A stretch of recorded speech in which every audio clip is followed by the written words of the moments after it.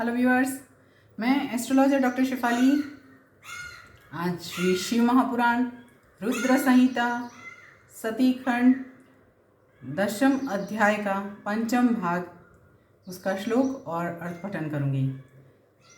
ओम श्री गणेशाय नमः। जय पार्वती माता, जय कार्तिकेय स्वामी। ओम नमः शिवाय। कल हमने देखा था कि ब्रह्मा जी जो बात हो रही थी उसमें विष्णु जी और ब्रह्मा जी की जो बात हो रही थी उसमें विष्णु जी बोले थे कि यदि वे शिवा सगुण रूप से अवतार लेकर किसी मनुष्य की कन्या बने तो निश्चय ही वे उन शिव की पत्नी बन सकती। भगवती के बारे में बात है, भगवती माँ के बारे में बात है। उससे आगे दक्षमाज्ञापय ब्रह्मन् तपः कुर्यात् प्रयत्नतः तामुत्पादयितुं पत्नीं शिवार्थं भक्तितः स्वतः भक्ताधीनौ च तौ तात सुविज्ञेयौ शिवा शिवौ स्वेच्छया सगुणौ जातौ परब्रह्मस्वरूपिणौ। हे ब्रह्मन, आप इस कार्य के लिए दक्ष को आज्ञा दीजिए कि वे स्वयं भक्ति तत्पर होकर उन शिव पत्नी को उत्पन्न करने के लिए प्रयत्नपूर्वक तप करें।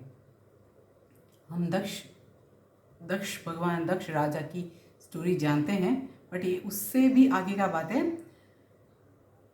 और बोलते कि हे तात, आप इसे भली प्रकार समझ ले कि वे शिवा और शिव भक्तों के अधीन हैं। परब्रह्म स्वरूप ये दोनों स्वेच्छा से सगुण भाव धारण कर लेते हैं। ब्रह्मोवाच इति युक्त्वा तत्क्षणं मेष शिवं सस्मार स्वप्रभुं कृपया तस्य संप्राप्य ज्ञानमूचे च माम ततः। ब्रह्मा जी बोले, लक्ष्मीपति भगवान विष्णु ने इस प्रकार कहकर तत्क्षण अपने प्रभु शिव जी का स्मरण किया और उसके बाद उनकी कृपा से ज्ञान प्राप्त कर वे मुझसे कहने लगे। विष्णुर्वाच विधे स्मर पुरोक्तं यत् वचनं शंकरेण च प्रार्थितेन यदा वाभ्याम् उत्पन्नाभ्यां तदिच्छया विस्मृतं तव तत्सर्वं धन्या या शाम्भवी परा तया सम्मोहितं सर्वं दुर्विज्ञेया शिवं विना यदा हि सगुणो जातः स्वेच्छया निर्गुणः शिव मामुत्पाद्य ततस्त्वां च स्वशक्त्या सुविहारकृत् उपादिदेश त्वां शम्भुः सृष्टिकार्यं तदा प्रभु तत्पालनं च मां ब्रह्मन् सोमसूतीकरो अव्ययः तदा वां वेश्म सम्प्राप्तौ साञ्जलिनतमस्तकौ भव त्वमसि सर्वेष्यो अवतारी गुणरूपदृक् इत्युक्तः प्राह स स्वामी विहस्य करुणान्वितः दीवमुद्वीक्ष्य सुप्रीत्या नानालीलाविशारदः मद्रूपं परमं विष्णु ईदृशं यङ्गतो विदेः प्रकटीभविता लोके नाम्ना रुद्रः प्रकीर्तितः पूर्णरूपः समे पूज्य सदा वां सर्वकामकृत् लयकर्ता गुणाध्यक्षो निर्विशेष सुयोगकृत्। आज के लिए यहाँ पे इतना ही। जितने श्लोक का पठन किया है उसका अर्थ पठन। विष्णु जी बोले, हे ब्रह्मन, पूर्व काल में शिव जी की इच्छा से उत्पन्न हुए हम दोनों के द्वारा प्रार्थना करने पर उन्होंने जो जो वचन कहा था उसका स्मरण कीजिए। आप वह सब भूल गए हैं। शिव जी की जो पराशक्ति है वह धन्य है। उसी ने इस समस्त जगत को मोहित करके रखा है। शिव के अतिरिक्त उसे कोई नहीं जान सकता।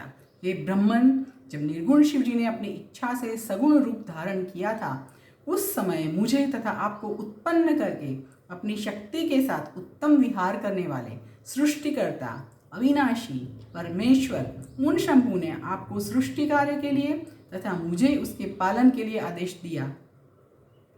उसके बाद हम दोनों ने हाथ जोड़कर विनम्र होकर निवेदन किया कि आप सर्वेश्वर होकर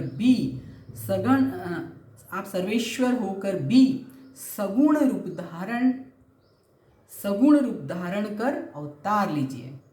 ऐसा कहने पर करुणामय तथा अनेक प्रकार की लीलाएं करने में प्रवीण उन स्वामी शिवजी ने आकाश की ओर देखकर हंसते हुए प्रेम पूर्वक कहा, हे विष्णु, मेरा ऐसा ही परम रूप ब्रह्मा जी के अंग से प्रकट होगा। जो लोक में रुद्र नाम से प्रसिद्ध होगा वह मेरा पूजनीय पूर्ण रूप, आप दोनों के समस्त कार्यों को पूरा करने वाला, जगत का लय करता, सभी गुणों का अधिष्ठाता, निर्विशेष तथा उत्तम योग करने वाला होगा। कल 10वें अध्याय का बाकी का जो श्लोक और अर्थ पठन रहेगा वो करूँगी। कल 10वां अध्याय परिपूर्ण होगा, परसों से 11वां अध्याय चालू होगा। बस आज के लिए इतना ही। ओम श्री गणेशाय नमः। जय पार्वती माता, जय कार्तिकेय स्वामी। ओम नमः शिवाय।